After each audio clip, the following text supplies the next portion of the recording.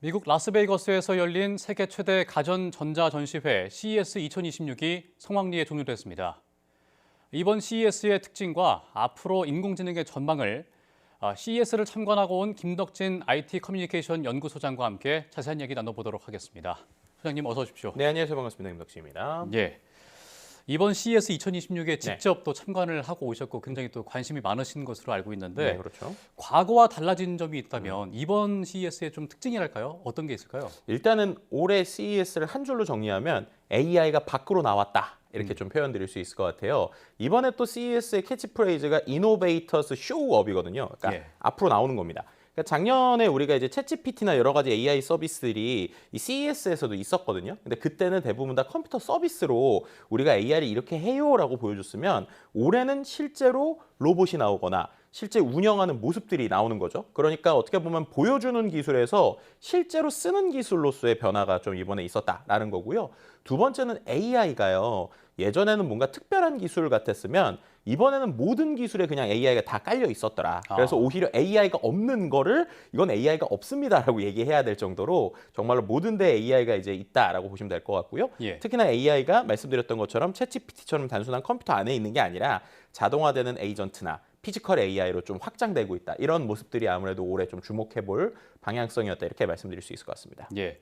말씀하신 대로 이번 CES의 화두가 피지컬 AI였잖아요. 그렇죠. 근데 이 피지컬 AI가 주목받는 이유가 좀 궁금한데 어떤 네. 기술들이 선보여진 거죠? 일단은 피지컬 AI라고 하면 이제 우리가 몸을 입은 AI라고 할 수 있잖아요. 그리고 네. 또 이 AI의 좀 방식이 다르죠.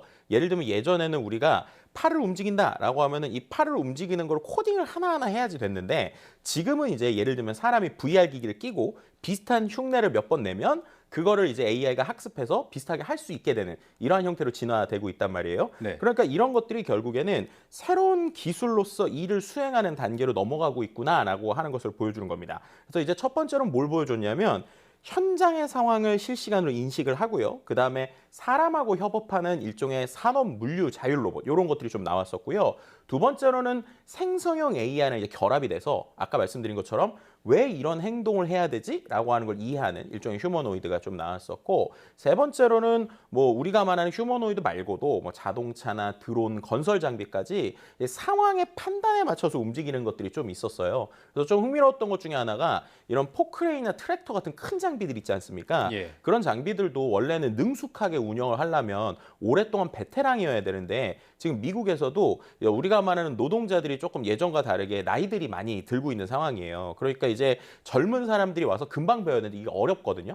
그런데 AI가 들어가니까 예를 들면 포크레인에서 문제가 생겼다라고 하면 사람이 이거 무슨 문제야? 라고 말로 하면 포크레인이 알아서 지금 이러이런 문제니까 이거 고치세요 라고 얘기하는 거라든지 아니면 단순히 버튼 한번 누르면 여러 가지 동작을 AI가 알아서 한다든지 이런 식으로 사람은 컨트롤을 하지만 실제 움직임을 할 때는 좀 덜 배워도 되는 이러한 형태들의 피지컬 AI도 상당히 좀 눈에 띄는 부분이었습니다. 그렇군요. 그리고 또 이번 CES에서 주목받았던 것이 로봇인데 네. 우리나라 기업도 로봇을 선보였고 중국 기업이든 다른 기업들도 이제 로봇을 선보였단 말이죠. 네, 맞습니다. 제가 여기서 궁금했던 게 현대차가 아틀라스 로봇을 선보였는데 왜 다른 기업들보다 현대차의 아틀라스 로봇이 더 주목을 받았던 건지가 궁금해요. 네, 실제로 로봇의 개수나 대수로 보면 중국이 압도적이었어요. 그러니까 작년까지만 해도 이 전체 부스에서 로봇, 사람 로봇, 그러니까 휴머노이드 로봇을 볼 수 있던 데가 한 곳, 두 곳 정도였거든요. 예. 근데 올해는 한 30곳 이상이었습니다. 그만큼 정말 많은 휴머노이드가 나왔는데 그중에서도 유독 왜 현대차의 아틀라스가 관심을 받았느냐? 목적이 달라서 그래요. 그러니까 무슨 말이냐? 아틀라스는 정확하게 그러니까 우리가 말하는 공장에 투입돼서 일을 할 수 있는 형태로 나온 겁니다. 네, 우리가 보통 이제 유튜브나 이런 데서 보면 로봇이 막 물구나무 서거나 달리기 하거나 이런 거 많이 보잖아요. 예. 그런데 과연 물구나무 서고 달리기 하는 로봇이 우리한테 필요할까? 아니면 실제 공장에서 일을 할 수 있는 로봇이 필요할까? 라고 하면 후자가 필요하다는 거예요. 예. 왜냐 지금 있는 유니트리 같은 로봇들은 이 로봇의 구동계나 모터 같은 것들이 오히려 짐을 오래 들고 있는 걸 못합니다. 오히려 이런 뭐 권투나 점프하는 게 더 쉬워요. 그런데 이번에 있었던 이 그 현대차에서 나온 아틀라스 로봇은 최대의 장점은 이 우리가 말하는 관절이 다 360도로 돌아가거든요. 예. 그러니까 실제로 무거운 걸 최대 50kg 이상 들 수 있고 그걸 움직일 수 있는 형태로 나왔다라고 하는 게 사람들에게 상당히 놀라움을 준 거죠. 그래서 이제는 정말로 공장에 들어가서 일을 하고 우리랑 함께 할 수 있는 로봇의 형태가 온 거다라는 거였고요. 또 한 가지 좀 흥미로웠었던 것들이 대부분 다 휴머노이드라고 하면 사람하고 똑같이 5개의 손가락, 5개의 발가락 혹은 관절 움직임도 사람하고 비슷한 형태들을 추구하고 있는데 예. 오히려 이 아틀라스 같은 경우에는 제가 보니까는 프로토타입은 손가락이 3개고 지금은 4개거든요. 그래서 제가 담당자한테 왜 손가락이 4개예요 물어봤더니 굳이 5개가 필요가 없다라는 얘기를 합니다. 왜냐하면 공장에서 어차피 쇠를 집는 거니까 4개가 오히려 가성비가 좋다는 거예요. 그러니까 여기서의 또 포인트는 양산입니다. 그러니까 우리가 말하는 기존의 로봇들이 한 번에 만들어봤자 거의 간해수공업으로 만들기 때문에 예. 연구실에서 수십 대 만들면 진짜 많이 만든다라는 거거든요. 근데 이번에 현대차가 3만 대를 2030년까지 만든다고 하는 거죠. 그러니까 지금까지 휴머노이드를 이렇게 양산형으로 만든 적이 없는데 이제는 양산형으로 가격대도 맞출 수 있게 손가락을 줄여서라도 만들겠다라는 이런 비전들이 어떻게 보면 중국 회사들은 우리가 재밌는 거 하고 있었는데 저렇게 나온다고? 그래서 오히려 좀 중국이 긴장한. 그래서 오히려 지금부터 저는 되게 중요할 것 같아요. 왜냐하면 중국 업체들도 야 우리도 이제 일하는 거 만들지 않으면 안 될 것 같아라니까 제대로 된 경쟁이 오히려 시작되는 이런 그림이 될 것으로 보입니다. 네, 지금 말씀 주신 대로 중국에서도 상당히 이번 로봇을 선보일 때 좀 야심차게 준비를 한 것 같아 보이는데 네. 계속 자료 화면이 나갔습니다만 아틀라스 로봇이 앞뒤가 구분이 안 될 정도로 좀 획기적이었단 말이죠. 네, 맞습니다. 이런 부분에서 좀 산업적인 측면에서 경쟁력이 있어 보이니까 그런 부분이 좀 주목을 받았던 거라고 말씀을 해주셨습니다. 네.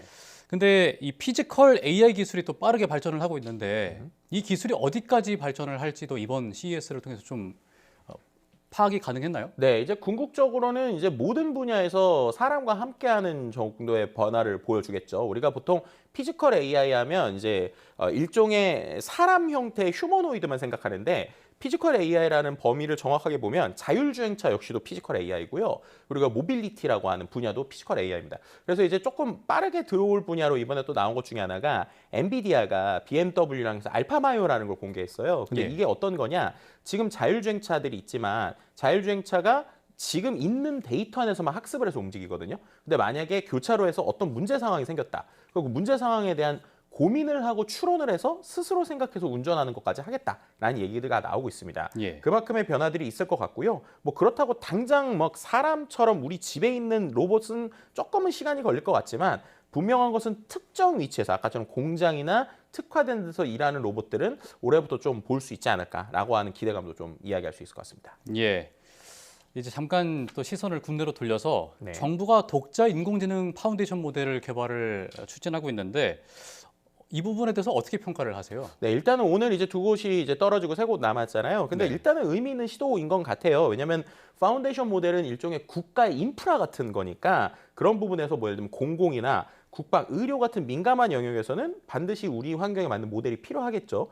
그런데 이제 조건이 뭐냐? 그렇다고 우리가 글로벌 빅테크랑 똑같은 정면으로 따라갈 수 있을까? 이거는 어떻게 보면은 비용이나 예산 문제 아니면 우리가 쓰는 금액 때문에 좀 쉽진 않습니다. 그럼 결국에는 특화된 쪽으로 만드는 게 중요하고요. 두 번째는 만든 거를 국내에 있는 기업이나 국민들이 얼마나 많이 쓰게 할 것이냐라고 하는 것도 상당히 중요한 것 같아요. 예. 그래서 결국에는 쓸 수 있는 기반의 AI로서 특화된 쪽, 그러니까 결국 만드는 걸로 끝나면 안 되고 그 다음이 더 중요하다 이렇게 좀 말씀드릴 수 있을 것 같습니다. 네. 인공지능 열풍이 불과 몇 년 사이에 되게 좀 많이 불고 있는데 올해도 그렇죠. 이어질 것으로 보입니다. 올 한 해 인공지능 트렌드를 한번 짚어주신다면 어떻게 하실 수 있을까요? 네, 일단은 앞서서도 이제 로번 얘기한 것처럼 단순한 열풍을 넘어서서 이제는 현실에 정착되고 있다 이렇게 말씀드릴 수 있을 것 같아요. 뭐 예를 들면은 에이전트 AI라고 하는 게 사무실에 조금씩 적용이 된다거나 AI가 단순히 질문에 답하는 도구를 넘어서 일을 이제 하기 시작을 하는 거죠. 그뿐만 아니라 피지컬 AI라는 것들이 실제로 공장에 도입이 되기 시작을 할 거고 세 번째는 멀티모달 AI라고 하죠. 단순한 글자뿐만 아니라 이미지나 영상, 센서들이 결합되어 있는 형태들이 나올 것 같고 또 한 가지로는 보안이나 로봇에 대한 실시간성 때문에 온디바이스 AI라고 하죠. 인터넷에 연결되지 않은 상태에서도 할 수 있는 이런 AI들이 좀 떠올 것 같고요. 마지막으로는 이렇게 많이 쓰니까 당연히 AI 거버넌스라고 하는 게 결국 이제 우리에게 이슈가 될 거라서 한 문장으로 좀 표현하면은 이제 AI를 아느냐의 시대를 넘어서서 AI를 쓰는 방식이 어떻게 될 것인가로 좀 커져가는 형태가 될 것으로 예상됩니다. 예. 인공지능 기술 개발과 관련해서 인력이 부족하다는 지적도 있는데 또 데이터 센터 같은 지적도 나오거든요. 네. 어떤 점들이 좀 해결이 돼야 된다고 보세요? 일단은 인력 문제에서는요, 단순히 코드를 짜는 사람을 넘어서서 이제 실제 산업과 연결하는 쪽이 중요해요. 근데 이거는 단순한 컴퓨터 프로그래밍 개발자뿐만 아니라 산업에 있는 사람들이 AI를 어떻게 융합해야 될지 실전형 인재들이 좀 필요한 부분이 있고요. 말씀하신 대로 데이터 센터는 단순히 데이터 센터의 부지뿐만 아니라 냉각이나 전력, 뭐 아니면은 그 주변에 있는 어떤 그 시민들과의 어떤 관계까지 여러 가지를 풀어야 되는 부분이 있거든요. 그렇기 때문에 이 역시도 공공 인프라라고 생각하고 어떻게 보면은 인식 개선을 통해서 움직여야 된다라는 이야기를 드릴 수 있을 것 같습니다. 뭐 과감한 투자뿐만 아니라 규제에 대한 개선도 필요하다고 볼 수 있는 것이죠. 예. 근데 이 데이터 센터 관련해서 네. 그 우주에서 데이터 센터를 또 짓는다 이런 얘기도 최근에 나오고 있는 것 같은데 네네네. 이 부분에 대해서는 또 어떻게 보세요? 네, 그거 같은 경우가 이제 말씀하신 이제 이 부분이 일론 머스크가 최근에 이제 꿈꾸는 방식이죠. 이렇게 생각하시면 될 것 같아요. 얼마나 지금 데이터 센터가 많이 필요하면 그런 생각까지 했을까라는 겁니다. 실제로 왜냐하면 열을 줄이거나 이 여러 가지 이제 시스템에 대한 문제를 줄이기 위한 방법 중에 하나로 보시면 될 것 같고요. 예. 비슷한 시도로 모두 있었냐면 데이터 센터에 열이 너무 심하니까 그걸 바다 안에 넣는 이런 시도들도 2, 3년 전에 있었어요. 예. 그러니까 여러 가지 시도를 할 정도로 그만큼 데이터 센터라는 게 중요하구나 정도로 지금 보시면 될 것 같고요. 될지는 조금 더 지켜봐야 될 것 같기도 합니다. 예, 알겠습니다. CES와 또 국내 이슈들까지 함께 짚어봤습니다. 지금까지 김덕진 IT 커뮤니케이션 연구소장과 함께 이야기 나눠봤습니다. 오늘 말씀 고맙습니다. 네, 감사합니다.